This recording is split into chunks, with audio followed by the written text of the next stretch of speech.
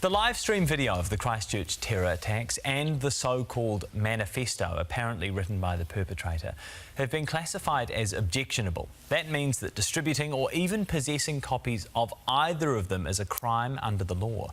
Joining us to explain why is Chief Censor David Shanks. Kia ora, David. Thanks for being with us. Kia ora, Jack. I thought it might be valuable just to start by defining objectionable material. What does the law define objectionable material as being? Sure. Well, we've got a classification act which sets out various criteria that we apply.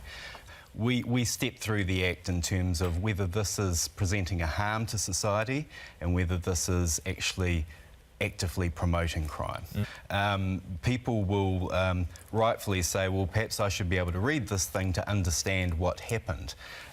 This is a very poor place to go to try and understand what happened. This is a specific document created for a very specific purpose and a very specific audience to create more mayhem and terrorism. Like in this case, we've got a specific document that can be particularly harmful for its intended audience in this country.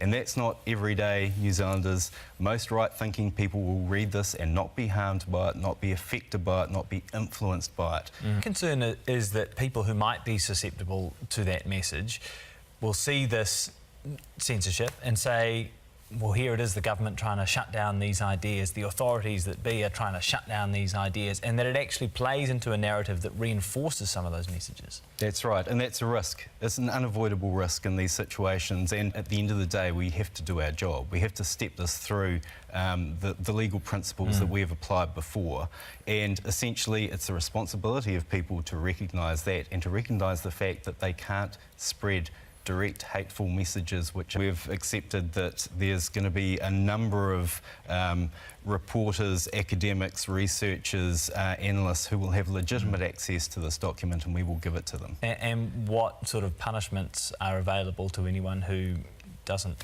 or who publishes this or shares this? The punishments for republication or promotion of an objectionable publication can be very high. They can be up to 14 years imprisonment. So this is possession is an offence as well? Possession is a serious offence as well. Okay. Thank you for your time this morning. We really appreciate it. Thank you.